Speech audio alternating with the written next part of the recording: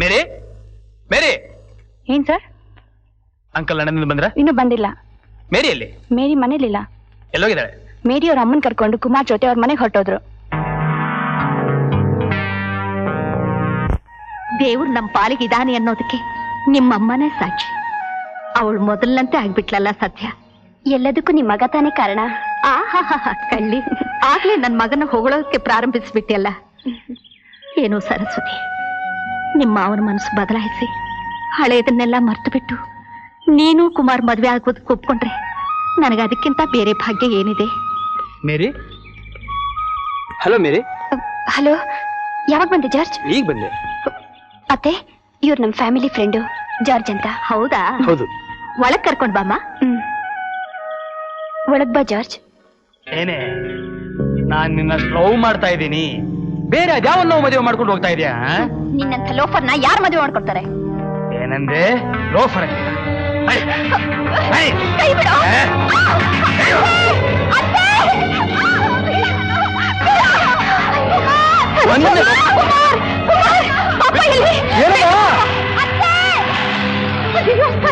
ಯಾಕಮ್ಮ ಕೂಗ್ತಾ ಇದೀಯಾ? ಸರಸ್ವತಿ ಯಾರೋ ಹೇಳ್ಕೊಂಡು ಹೋಗ್ತಾ ಇದ್ದಾರೆ. ಅಯ್ಯೋ,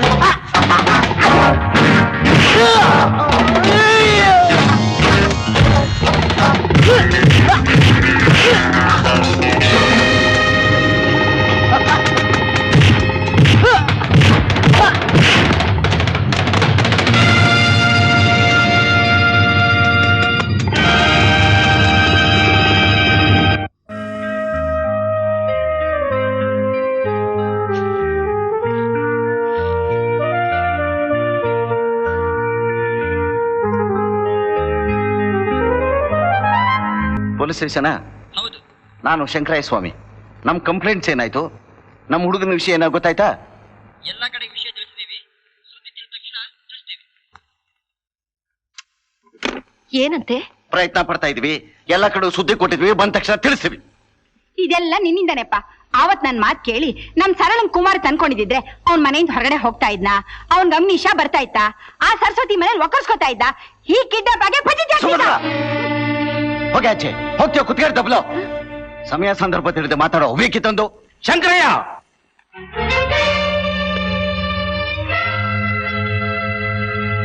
ನಾನು ಊರ್ನಲ್ಲಿರೋ ಸಮಯ ನೋಡ್ಕೊಂಡು ನೀನು ನಿನ್ನ ಮಗ ನನ್ನ ಮಗಳನ್ನ ಕಿಡ್ನಾಪ್ ಮಾಡ್ಕೊಂಡು ಬಂದಿದ್ದೀರಾ? ಕಿಡ್ನಾಪ? ನಿನ್ನ ಮಗಳನ್ನ? ಯಾರು ನೀನು? ನೀನು ಮರೆಯಲಾಗದಂತ ಮನುಷ್ಯ. ನಿನ್ನಿಂದ ಪೆಟ್ಟಿಂದು ಬೆಂಕಿಲಿ ಬೇಯ್ತಿರೋ ನಿನ್ನ ತಂಗಿ ಗಂಡ ಜೋಸಫ್. ಯಾಕೆ ಬಂದೆ ಇಲ್ಲಿಗೆ? ನನ್ನ ಮಗಳಲ್ಲಿಟ್ಟಿದ್ಯಾ? ನಿನ್ನ ಮಗಳು ನನಗೇನೋ ಗೊತ್ತು. ನಿಜ ಹೇಳು, ನಿಜ ಹೇಳು, ಎಲ್ಲಿ ಬಚ್ಚಿಟ್ಟಿದ್ಯಾ ನನ್ನ ಮಗಳ ಮೇರಿನ? ನಿನ್ ಮೇರೇನೂ ಗೊತ್ತಿಲ್ಲ, ಮಾರೇನೂ ಗೊತ್ತಿಲ್ಲ.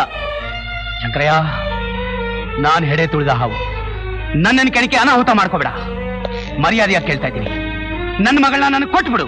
ಹೋಗಾಚೆ. ಶಂಕರಯ್ಯ, ನಿನಗೆ ಹೇಳ್ತಾ ಇರೋದು ಹೋಗಾಚೆ ಅಂತ. ಶಂಕರಯ್ಯ, ನನ್ನನ್ನು ಕೆಣಕ್ಬೇಡ. Get out! Shankaraiah, I say you get out!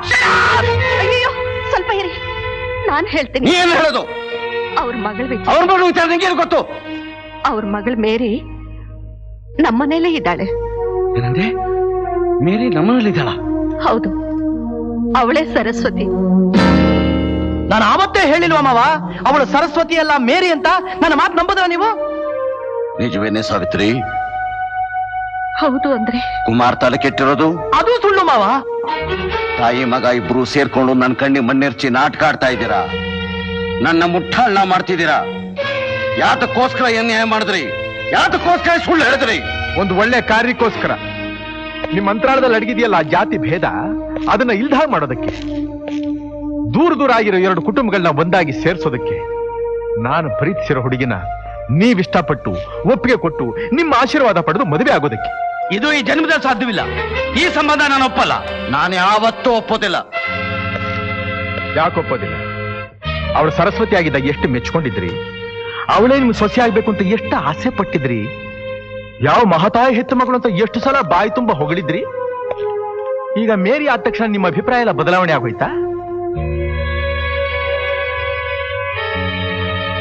ಗುಣದಿಂದ, ದ್ವೇಷದಿಂದ, ಆಕ್ರೋಶದಿಂದ ಸೈರನೆ ಕಳ್ಕೊಂಡ ನೀನು ಒಡಹುಟ್ಟ ತಂಗಿ ಬಾಳನ್ನೇ ಹಾಳು ಮಾಡಿಬಿಟ್ಟೆ.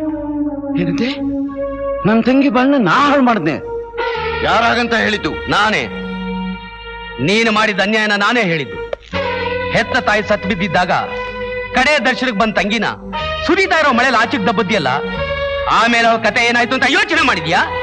ಯಾವ ಕ್ಷಣದಲ್ಲಿ ನೀನು ಅವಳನ್ನ ತಳ್ಳಿದೆಯೋ ಅದೇ ಕ್ಷಣದಲ್ಲಿ ಅವಳ ಬುದ್ಧಿ ಭ್ರಮಣೆ ಆಗೋಯ್ತು. ತಾನು ಯಾರು ಅನ್ನೋದೇ ಮರೆತು ಹೋಯ್ತು.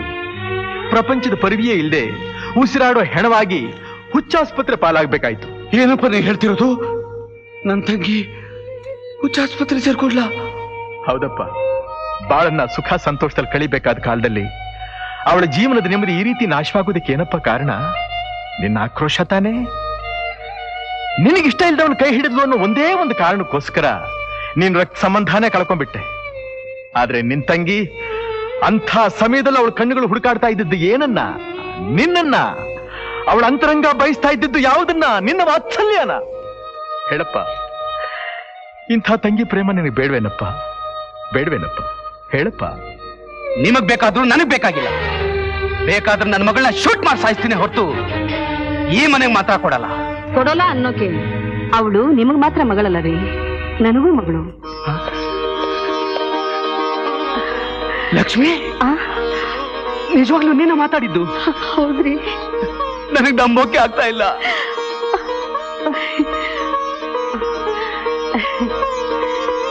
ನಿರ್ಜೀವ ಬೊಂಬೆ ಹಾಗಿದ್ದಿದ್ ನನಗೆ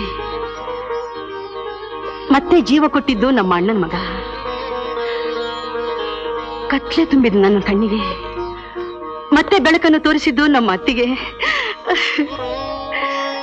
ಗುರಿನೇ ಇಲ್ಲದ ನನ್ನ ಬಾಳಿಗೆ ಮತ್ತೆ ಆಸೆ ತೋರಿಸಿದ್ದು ನನ್ನ ಮಗಳು ಮೇರಿ.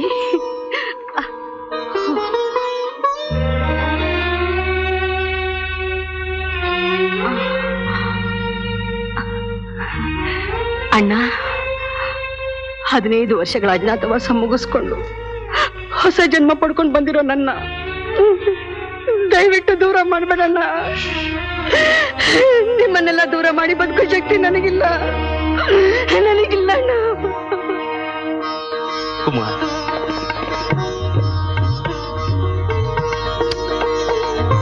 ಹದಿನೈದು ವರ್ಷಗಳಿಂದ ಬರಡಾಗಿದ್ದ ನನ್ನ ಬಾಳಿಗೆ ಮತ್ತೆ ಚೈತನ್ಯ ತುಂಬಿದೆ. ನೀನು ಮಾಡಿದ ಉಪಕಾರಕ್ಕೆ ಹ್ಯಾಕ್ ಕೃತಜ್ಞತೆ ಸಲ್ಲಿಸಬೇಕು ನನಗೊಂದು ಗೊತ್ತಾಗ್ತಿಲ್ಲ. ಯಾಕಷ್ಟು ದೊಡ್ಡ ಮಾತಾಡ್ತೀರಿ? ಒಳ್ಳೇದಾಗ್ಲಿ ಕೆಟ್ಟದಾಗ್ಲಿ ಅದಕ್ಕೆ ಯಾರೂ ಹೊಣೆ ಅಲ್ಲ. ಜೋಸೆಫ್, ನನ್ನಿಂದ ಆಗಿರೋ ಅಪಕಾರ ಅಷ್ಟಿಷ್ಟಲ್ಲ.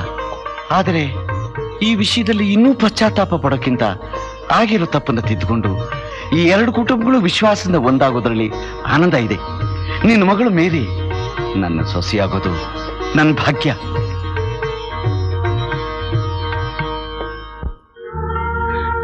ರಘು,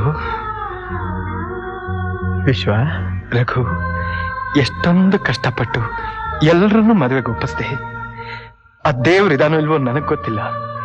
ನನ್ನ ಪಾಲ್ಗೆ ನೀನೇ ದೇವ್ರು. ನಿನ್ ಸ್ನೇಹ ಪ್ರೀತಿಗೆ ಬೆಲೆ ಕಟ್ಟೋ ಯೋಗ್ಯತೆ ನನಗಿಲ್ಲ. ಈ ನಿನ್ ಋಣನ 7 ಜನ್ಮದಲ್ಲೂ ತೀರಿಸ್ಲಾರೆ ಕಣೋ. ವಿಶ್ವ, ಪ್ರಪಂಚದಲ್ಲಿ ಸ್ನೇಹಕ್ಕಿಂತ ಪವಿತ್ರವಾದ ವಸ್ತು ಯಾವುದೂ ಇಲ್ಲ. ಈ ಜನ್ಮದಲ್ಲಿ ನಿನ್ನ ನನ್ನ ಭೇಟಿ ಬಹು ಆಕಸ್ಮಿಕ, ಆಶ್ಚರ್ಯ, ಅತಿಶಯವಾದ ಆನಂದ. ಇನ್ನೊಂದು ಜನ್ಮ ಇದೆ ಅಂತ ನನಗೆ ಗೊತ್ತಾಗಿದ್ದೆ ನಿನ್ನಿಂದಲ್ವೇನೋ. ನನ್ನಿಂದ ನಿನಗೆ ಉಪಕಾರ ಆಗಿದ್ರೆ ನಿನ್ನಿಂದ ಅಷ್ಟೇ ಉಪಕಾರ ನನಗೂ ಆಗಿದೆ. ರಘು, ಈ ಕಷ್ಟದ ಜನ್ಮ ಮುಗಿದು ಹೋಗ್ತಿದೆ ಅಂತ ಸಂತೋಷ ಆದ್ರೂ ನಿನ್ನ ಬಿಟ್ಟು ಹೋಗೋದಕ್ಕೆ ಕಷ್ಟ ಆಗ್ತಿದೆ ಕಣೋ. ಅದಕ್ಕೆ ಕಣ ಸ್ನೇಹದ ಸೆಳೆತ ಅಂತ ಹೇಳೋದು. ಇನ್ನು 100 ಜನ್ಮ ಬಂದರೂ ಸರಿ, ನಿನ್ನ ಸ್ನೇಹಿತನಾಗಿ ಹುಟ್ಬೇಕು ಅನ್ನೋದೇ ನನ್ನ ಆಸೆ ಕಣೋ. ನನ್ನ ಆಸೆನೂ ಅಷ್ಟೇ. ಅದೇ ಭಗವಂತನಲ್ಲಿ ನನ್ನ ಪ್ರಾರ್ಥನೆ. ವಿಶ್ವ, ರಘು,